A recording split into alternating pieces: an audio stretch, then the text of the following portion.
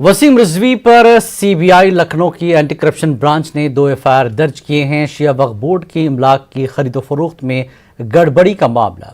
वसीम रिजवी पर बदनुमानी के कई मामला दर्ज हैं।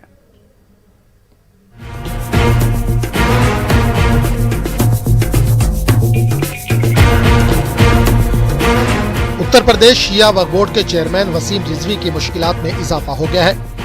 इनके खिलाफ 2 एफआईआर दर्ज हुई है। कानपुर मामले की एफआईआर लखनऊ में दर्ज हुई है। इलाहाबाद में इमामबाड़ा मिर्जा गुलाम हैदर को मिसमार करने के मामले में भी एफआईआर दर्ज की गई है। आपको बता दें कि 11 अक्टूबर 2019 को रियासती हुकूमत ने सीबीआई की जांच की सिफारिश की थी। मौलाना कल्बे जवाद समेत कई मुस्लिम तंजीमों ने वसीम रिजवी की गिरफ्तारी का मुतालबा किया था। उत्तर प्रदेश के रियासती वजीर मोहसिन रजा का कहना है कि हमारी हुकूमत बदनुमानी को किसी भी कीमत पर बर्दाश्त नहीं करेगी और इसी का नतीजा है कि हुकूमत लगातार कार्रवाई कर रही है। उन्होंने कहा कि वसीम रिजवी ही नहीं, कई लोग हैं जो पर्दे के पीछे हैं, वो भी इस जांच के बाद बेनकाब होंगे। भ्रष्टाचार हुआ था तो भ्रष्टाचार की एक प्रकाष्ठा थी दोनों वक्फ बोर्डों में उत्तर प्रदेश के, तो इसलिए इसको लेकर सीबीआई की मांग लगातार उठती रही। पिछली सरकारों ने तुष्टीकरण की राजनीति के चलते उसको नहीं दिया, लेकिन हमारी जो सबका साथ सबका विकास और सबके विश्वास की नीति है और भ्रष्टाचार पर जीरो टॉलरेंस की नीति है, उसके तहत हमने इसको सीबीआई के हवाले कर दिया था। हमारी सरकार का स्टैंड साफ था कि हम लोगों को न्याय दिलाएंगे, क्योंकि मुस्लिम समाज के लोग जिनके उत्थान और कल्याण के लिए ये प्रॉपर्टियां वक्फ हुई थी, उनको खुर्द-बुर्द कराने का काम पिछली सरकार, चाहे बसपा हो, सपा हो, कांग्रेस हो, इन्होंने कराया था। भारतीय जनता पार्टी ने अपना स्टैंड साफ रखा था कि हम इसमें सीबीआई से इसकी जांच कराएंगे और जो लोग भी दोषी हैं उनको जेल भेजने का काम करेंगे और जिन लोगों के साथ अन्याय हुआ है उनको न्याय दिलाने का काम करेंगे। वसीम रिजवी पर एफआईआर दर्ज होने के बाद रद्द-ए-अमल का सिलसिला भी जारी है। कांग्रेस ने कहा कि बकरे की मां आखिर कब तक खैर मनाएगी। वहीं समाजवादी पार्टी ने इस खुर्द-बुर्द पर मौजूदा हुकूमत को भी तनकीद का निशाना बनाया। बकरे की मां आखिर कब तक खैर मनाती? वसीम रिजवी के खिलाफ तो एफआईआर होनी थी। उसकी चोरी, उसके झूठ, उसके भ्रष्टाचार के खिलाफ जांच तो होनी ही थी। अब सीबीआई ने एफआईआर की है, अब उन्हें कानून के सम्मुख प्रस्तुत होना होगा। उन्हें भारतीय जनता पार्टी की गई चाटुकारिता भी नहीं बचा पा रही है। ये अपने आप में देखने की बात है। हम समाजवादी लोग हमेशा से भ्रष्टाचार के खिलाफ रहे हैं। हम यहाँ पे विकास की राजनीति करते हैं, समाज को आगे ले जाने की राजनीति करते हैं। ये जब भारतीय जनता पार्टी उत्तर प्रदेश की सरकार में आई थी तो कहती थी हम उत्तर प्रदेश को भ्रष्टाचार मुक्त करेंगे, यहाँ ट्रांसपेरेंसी लेके आएंगे।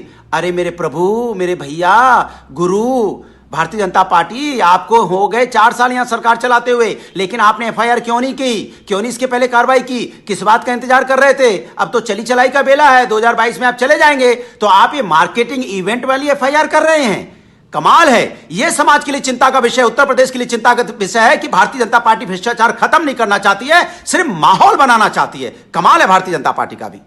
इस प्रकार से जो है वो एफआईआर दर्ज करा के जो वक्फ बोर्ड की जांच के आदेश किए हैं सीबीआई को, इससे ये साबित होता है कि ये किसी भी हालत में अब की बचने वाला नहीं है। और अभी तो ये शुरुआत है और 2 एफआईआर हुई हैं, लेकिन हमको लगता है कि अभी 10 से 12 एफआईआर 2-4-5 दिन के अंदर और हो जाएंगी और मजीद जो एफआईआर है वो भी होती रहेंगी इस मामले में। जो इसके और जो तमाम तरह के केसेस थे जिसमें ये अरेस्ट और सब चीज़ें ले लेता था कोर्ट को और सबको गुमराह करके, अब वो भी इसका मामला खत्म हो जाएगा और बहुत जल्दी ही ये जेल की सलाखों में पीछे जाएगा। वसीम रिजवी के खिलाफ 11 अक्टूबर 2019 को रियासती हुकूमत ने सीबीआई की जांच की सिफारिश की थी।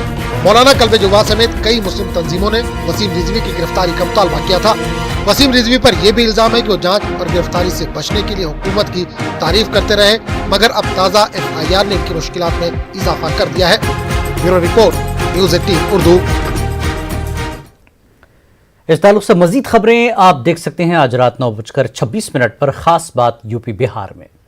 आगे बढ़ेंगे। कर्नाटक में गांवकुशी का जिन एक बार फिर बाहर आया है। रियासत में एक बार फिर गांवकुशी के खिलाफ कानून साजी की बातें उठने लगी हैं। रियासती वजीर Kannada and culture CT. Ravi का कहना है कि मुस्तकबिल करीब में कर्नाटक में भी गांवकुशी पर पाबंदी एक हकीकत बन जाएगी। सी.टी. रवि ने आज इस ज़मन में एक ट्वीट किया। ट्वीट में सी.टी. रवि ने वजीर मवेशी पालन प्रभु चौहान को मुखातिब करते हुए कहा कि गांवकुशी के खिलाफ काबीना में मंजूर बिल को आइंदा असेंबली सेशन में पेश कीजिए। 2 दिन कबल ही वजीर मवेशी पालन प्रभु चौहान ने कहा है कि तमाम फरीकैन से बातचीत करके यूपी और गुजरात के गांवकुशी कानून का जायजा लेकर आइंदा असेंबली में गांवकुशी के खिलाफ कानून साजी कर ली जाएगी। यह बात काबिल जिक्र है कि साल 2012 में बीजेपी हुकूमत ने गांवकुशी के खिलाफ असेंबली में बिल पास करा लिया था, ताहम बिल को सदर जमहूरिया की मंजूरी नहीं मिली थी। वहीं 2014 में इख्तिदार की तब्दीली के बाद कांग्रेस ने इस बिल को वापस ले लिया था। अमानतुल्लाह खान को दिल्ली वक्फ बोर्ड का चेयरमैन बनाए जाने पर बीजेपी चरागपा है। बीजेपी ने दिल्ली में प्रेस कॉन्फ्रेंस करते हुए अमानतुल्लाह खान पर संगीन इल्जामात आयद किए। बीजेपी लीडर यासर जिलानी ने कहा कि इस तरह के जराइम पेशा किस्म के शख्स को इस तरह का ओहदा देना मुनासिब नहीं।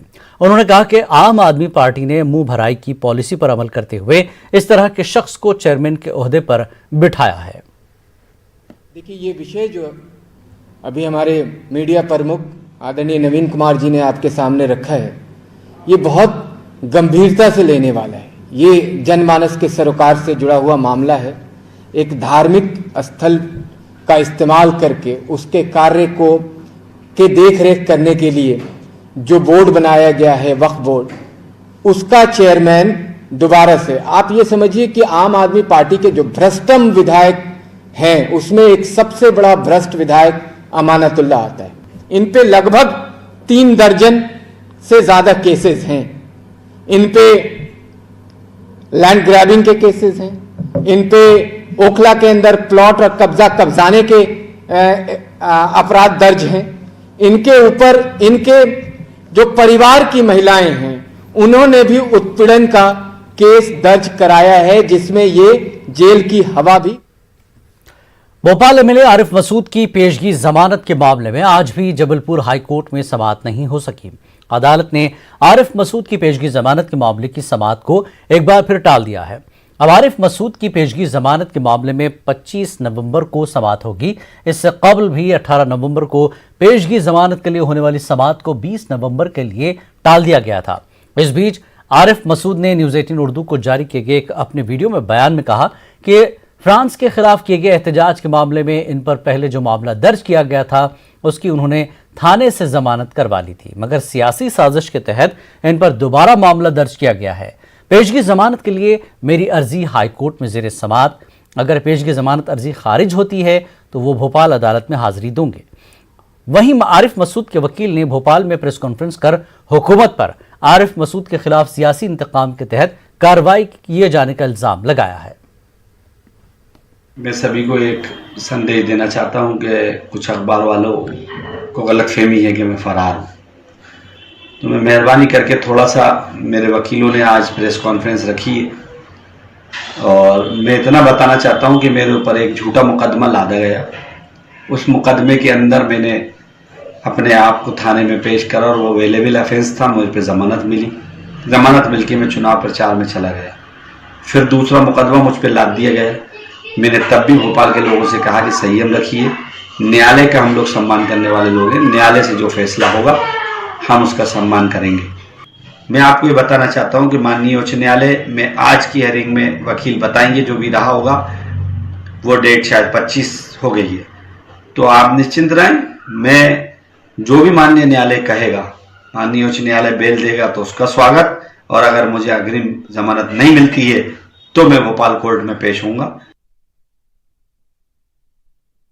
आप पूरी सीडी देख लें, पूरे फोटोग्राफ, पूरी वॉइस क्लिपिंग देख लें, कहीं कोई इस प्रकार की बात नहीं कही गई जिससे किसी भी धर्म विशेष, जाति विशेष का अपमान हुआ हो या किया गया।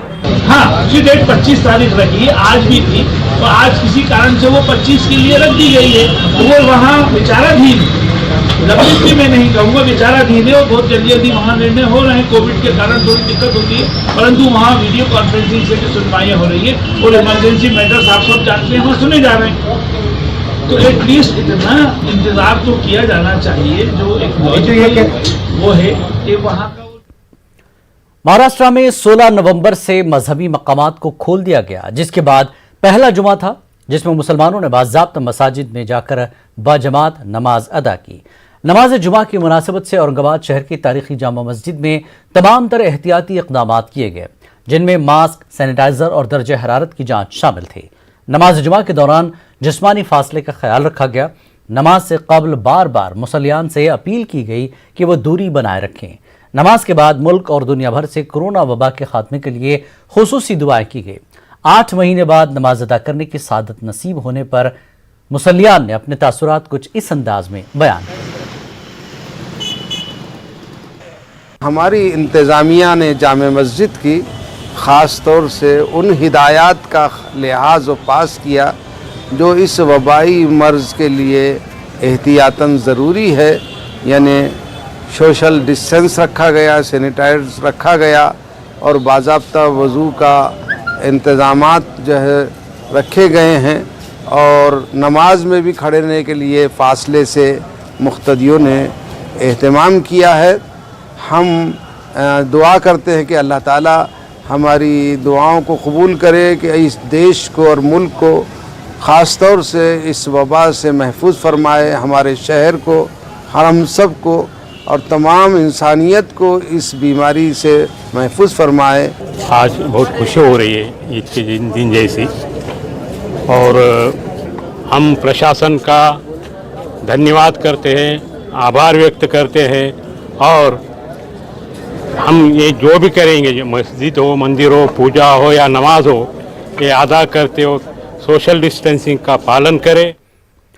महाराष्ट्र में 8 महीने बाद इबादतगाहें खुलने के बाद आज पहला जुमा था। मुमरा की बेशतर मसाजिद में भीड़ को कम करने के लिए 2 जमातों का एहतमाम किया गया। इससे कबल सुबह से ही मकामी कारपोरेटर अशरफ पठान ने शहर की तमाम मसाजिद को सैनिटाइज करवाया। इसके बाद जुमे की नमाज अदा की गई।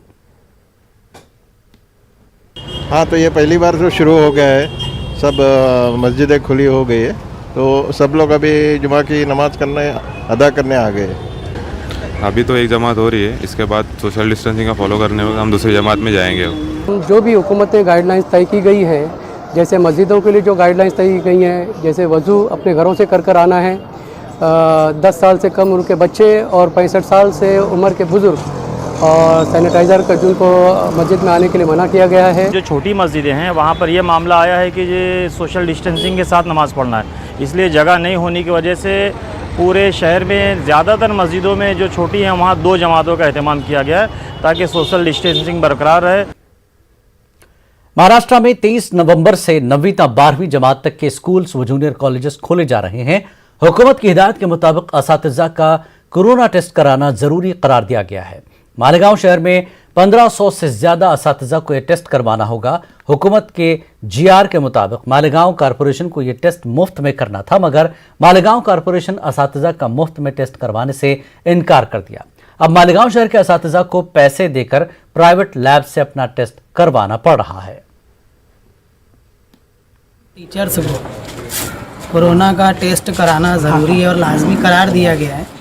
मैं खुद एक नॉन ग्रांट टीचर हूँ और 11 साल से पढ़ा रहा हूँ। ऐसे मेरे जैसे कई असातिज़ा किराम जो नॉन ग्रांट में पढ़ा रहे हैं, उनके लिए ये टेस्ट कराना बहुत ही मुश्किल है, क्योंकि इस टेस्ट के लिए हज़ारों रुपया पैसा मांगा जा रहा है। जो तकरीबन जो है 20 तारीख है और 21 तारीख कल शनिचर है, 22 तारीख इतवार और पीर से हमें स्कूलों में रुजू होना है। अब बताइए, अगर हमारा जो है ये कॉरपोरेशन जो 400 करोड़ का बजट रखती है, हम असातिज़ा कराम के लिए अगर ये टेस्ट जो कोविड-19 टेस्ट है मुफ्त में अगर मुहैया नहीं करा सकती है, तो ये कितनी ही ख़राब बात है और नामुनासिब बात है।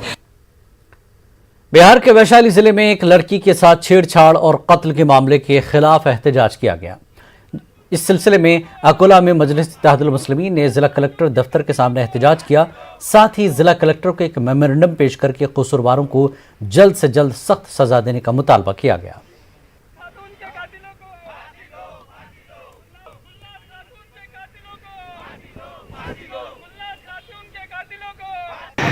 बिहार राज्यसभा में वैशाली जिले में गुलनाज फातिमा की जो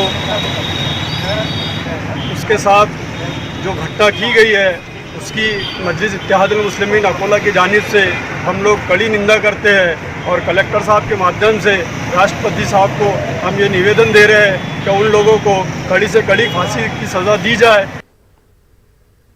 वक्त एक ब्रेक का, ब्रेक के बाद फिर लौटेंगे।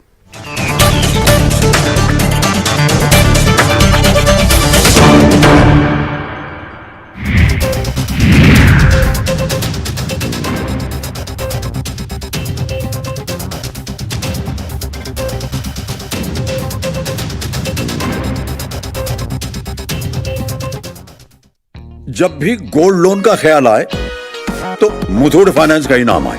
कॉल कीजिए 1-800-313-1212। इंट्रोड्यूसिंग बायजूस क्लासेस, तो आज ही ट्रायल क्लास बुक करो।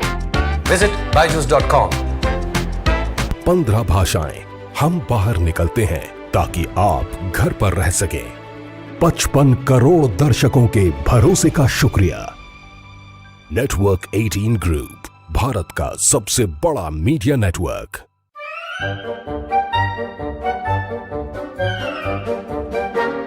अखबार हुआ ठप, आउटडोर हुआ बेकार, टीवी ही दे रहा है विज्ञापन को तेज रफ्तार। करोड़ों दर्शकों तक न्यूज 18 पहुंचाएगा आपका एड। न्यूज 18 की टीम दमदार बनाएगी आपका एड शानदार। जल्दी कीजिए, कहीं छूट ना जाए ये सुनहरा मौका। हमें मेल करके उठा लीजिए बड़ा फायदा।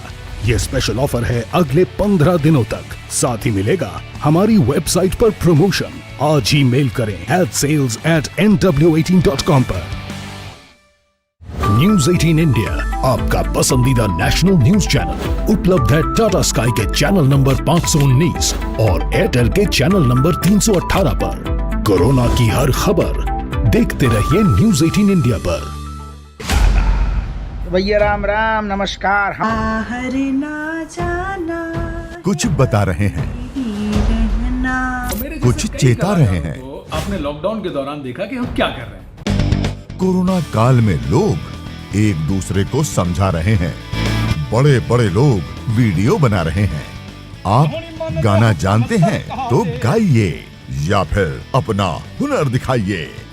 वीडियो बनाइए और हम तक पहुंचाइए और घर बैठे बनिए स्टार।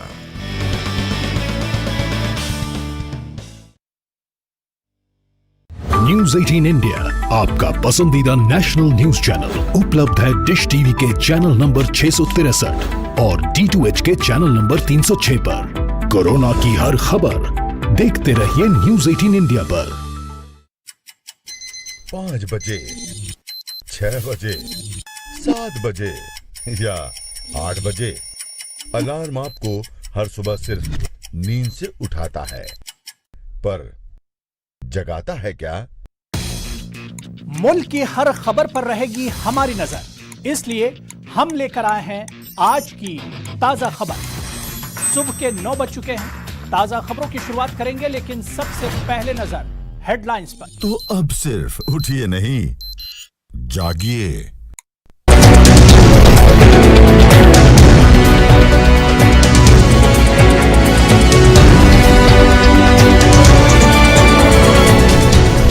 इस न्यूज हेडलाइंस के प्रायोजक पेट सफा आयुर्वेदिक जूस।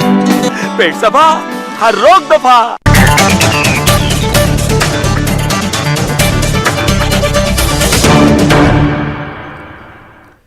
बेंगलुरु की मशहूर दरगाह हजरत कंबलपोश में अब हर दिन ज़ायरीन के लिए लंगर का इंतजाम रहेगा। दरगाह में मुस्तकिल तौर पर लंगर खाना कायम किया गया है। हर दिन दोपहर के वक्त तमाम ज़ायरीन के लिए लंगर का नज़्म शुरू किया गया है। दरगाह हजरत सैयद मोहिउद्दीन शाह कादरी अल मारूफ कंबलपोश के तहत कई फलाही और समाजी खिदमात अंजाम दिए जा रहे हैं। इसी सिलसिले के तहत अब यहाँ लंगर खाना कायम किया गया है। इस लंगर का एहतमाम दरगाह कमेटी की जानिब से नहीं बल्कि अकीदतमंदों की तरफ से हो रहा है। ये लंगर जो है इंस्टीट्यूशन के तरफ से नहीं है, इधर के डेवोटीज जो चाहने वाले हैं, एक वसीमैन ग्रुप बोल के है और दूसरे सादात बोल के है और बाबू भाई बोल के है, ये लोग ये लंगर को अंजाम दे रहे हैं। डेली दोपहर में बाद नमाज लंगर इधर चालू किया गया है। माशाल्लाह अल्हम्दुलिल्लाह यहाँ पर जुम्मा के दिन हर दिन लंगर खिलाया जाता है। इसी तरह जुम्मा के दिन जितने मुसल्ली आते हैं नमाज के लिए तादाद में, तमाम तादाद को यहाँ पर लंगर लुटाया जाता है। खुशका दाल, कभी बिरयानी भी बन जाती है, ऐसा हर जुम्मा चलते रहता है। हिंदू मुसलमान के लिए, सबके लिए है यहाँ पर। मुसलमानों के लिए ख़ास बात कुछ नहीं है, सबके लिए, हिंदू मुसलमान सिख ईसाई के लिए, सबके लिए। अल्लाह का शुक्र है कि जो कंबलपोश कादिर रहमतुल्लाह अलैह के दरबार में जो हर जुमा जो लंगर लगता है, माशाल्लाह तादाद तो आप लोग तो देख रहे हैं। अकोला में टीपू सुल्तान के यौम पैदाइश के मौके पर कई तकारीब का इनकाद हुआ। अकोला म्यूनसिपल कॉरपोरेशन में टीपू सुल्तान की यौम पैदाइश के मौके पर एक तकरीब का इनकाद किया गया। इस तकरीब में अपोजिशन लीडर साजिद खान समेत मुख्तलिफ मिली व सियासी लीडरों ने शिरकत की। तकरीब में टीपू सुल्तान को भरपूर खराज अकीदत पेश किया गया।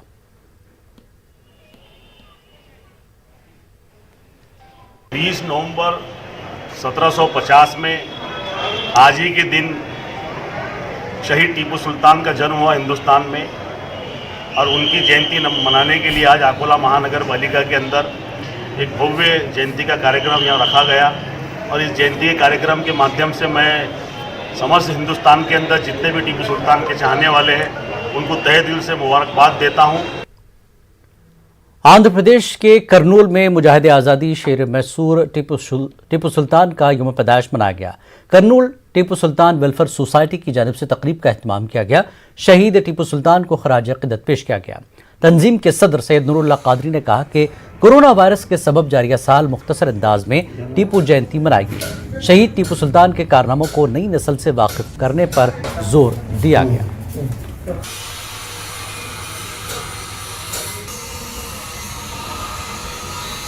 हज़रत टीपू सुल्तान रहमतुल्लाह अलैह का जन्मदिन बनाया गया हर साल की तरह, मगर इस साल कोरोना वायरस के दरमियान सादगी से जो है आज हज़रत टीपू सुल्तान रहमतुल्लाह अलैह का जो है बर्थडे मनाया गया। इसमें खुसूसन दुआएं जो है जो बॉर्डर पे हमारे जवान लोग हैं उनकी सेहत के लिए भी खुसूसन दुआएं की। 1 दिसंबर को अमरावती हल्के के टीचर्स कॉन्स्टिट्यूंसी के इंतखाबात होने जा रहे हैं, जिसको लेकर असातिज़ा की तमाम तंजीमें और सियासी जमातें सरगर्म हो चुकी हैं। वहीं अमरावती हल्के में उर्दू असातिज़ा की सबसे सरगर्म तंजीम उर्दू टीचर्स एसोसिएशन ने शिक्षक महासंघ के शेखर भोयार की हिमायत करने का फैसला किया। उर्दू के मसाइल और उसके हल के अलावा चंद शराइत पर उर्दू टीचर्स एसोसिएशन ने शेखर भोयार की हिमायत का ऐलान किया। इस मौके पर शिक्षक महासंघ के उम्मीदवार शेखर भोयार ने उर्दू टीचर्स एसोसिएशन के अहदेदारान को यकीन दिलाया कि वो उर्दू और उर्दू असातिज़ा के साथ होने वाली नाइंसाफ़ियों के खिलाफ हमेशा आवाज़ बुलंद करेंगे। यूपी में मुबैना लव जिहाद के खिलाफ सख्त कानून साजी की तैयारियां चल रही हैं। इस सिलसिले में रियासती महकमे दाखिला ने एक तजवीज़ महकमे कानून को भेज दी है। यूपी हुकूमत का कहना है कि जल्द ही लव जिहाद के खिलाफ कानून लाया जाएगा। योगी हुकूमत ने सख्त कानून बनाने का ऐलान किया है। इस दौरान ऑल इंडिया शिया पर्सनल लॉ बोर्ड के तर्जुमान यासूब अब्बास ने सवाल उठाया कि क्या सारी खवातीन महफूज हैं। इससे पहले भी कई कवानीन बनाए गए, लेकिन क्या इस पर अमल हो रहा है। उन्होंने कहा कि किसी मखसूस मजहब और फ़िरक़े के लोगों को नज़र में रखकर कानून बनाना गलत है। लव जिहाद को लेकर जो सरकार कानून बना रही है, ठीक है, कानून बनना चाहिए, ज़रूर बनना चाहिए। पहले जितने कानून बन चुके हैं उसके ऊपर अमल दरामद क्यों नहीं हो रहा है। सवाल यह है कि औरतों की सुरक्षा को लेकर सरकार कितने कानून बना चुकी है, चाहे केंद्र सरकार हो या प्रादेशिक सरकारें हों। क्या सारी औरतें सुरक्षित हैं? क्या सारी माएँ, बहनें, बहू, बेटियाँ सब सुरक्षित हैं? आप कहेंगे कि नहीं सुरक्षित हैं। अब लव जिहाद के नाम के ऊपर अगर खास तौर से किसी मसलक को, किसी फ़िरक़े को टारगेट किया जा रहा है तो मेरे ख्याल से ये बिल्कुल गलत है। इसलिए कि कानून बनाते वक्त किसी समुदाय को पेश नज़र रखना मेरे ख्याल से ये बिल्कुल दुरुस्त नहीं है। एक बार सरकार को असर न गौर करना चाहिए।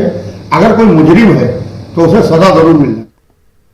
मध्य प्रदेश के अक़लियती इदारे हुकूमत की अदम तवज्जुही का शिकार है। अदम तवज्जुही इतनी है कि मध्य प्रदेश की 64 साल तारीख में अब तक किसी भी अक़लियती इदारे में तकर्रुरी ज़ाब्ते का नफाज नहीं किया जा सका। ऐसा नहीं है कि अक़लियती इदारों में तकर्रुरी ज़ाब्ते नाफिज करने को लेकर अक़लियती इदारों के मुलाजमीन या मुस्लिम समाजी तंजीमों ने आवाज़ न उठाई हो। आवाज़ भी उठाई गई, एहतजाज भी किया गया, मगर आज तक मध्य प्रदेश के किसी भी अक़लियती इदारे में तकर्रुरी ज़ाब्ते का नफाज नहीं किया जा सका।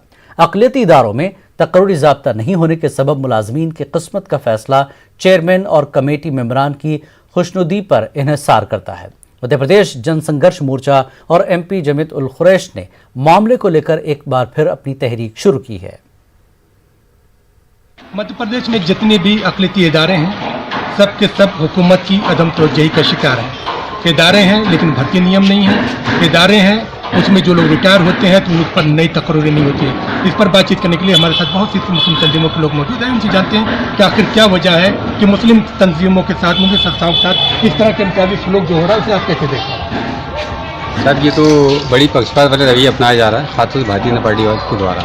मुस्लिम संस्थाएं जितनी भी उनको नजरअंदाज करा जा रहा है, साइड करा जा रहा है। जितने भी लोग रिटायर हो रहे हैं उनकी जगह दोबारा किसी को अपॉइंट नहीं किया जा रहा है। वो ना ही कोई पेंशन रूल्स लागू है इसके लिए भी पेंशन दिया जाए, उनके प्राइवेट फंड दिया जाए, या बाद में कोई भी जो सहूलियत दी जाती है कुछ नहीं दिया जा रहा। तो हमारी डिमांड यही है कि भाई जिसे दूसरी सरकारी संस्थाओं को सहूलियत दे दी जाती है, जो भी उनको दिए जाते हैं नियम के हिसाब से उनको भी दिया नहीं, भर्ती की जाए। जो रिटायर होने कर्मचारी की जगह भी दूसरे मुलाजिम रखे जाएँ, और जो मुलाजिम वहाँ पे काम कर रहे हैं उनकी भी सहूलियत दी जाए। तो ये पक्षपात क्यों किया जा रहा है? पक्षपात क्यों किया जा रहा है? मैं देख रहा हूँ कि 1956 में मध्य प्रदेश बना है, और उसके बाद चाहे उर्दू अकेडमी की बात करें, हज कमेटी की बात करें, वक्फ बोर्ड की बात करें, मदरसा बोर्ड की बात करें, मकान जितनी भी संस्था है वहाँ पर लोग फिक्स सैलरी पे काम कर रहे हैं, और आज तक भर्ती नियम लागू नहीं हुआ। पिछले दिनों आप लोगों ने इमाम मोहद्दिन के भी मामले को उठाया था, और उस पर एक पहल पे कामयाबी हुई कि इमाम मोहद्दिन को तनख्वाहें मिली। अब जो है ये दूसरा जो संघर्ष आपका जो चला उस पर काम नहीं हो रहा है, क्या डिमांड है?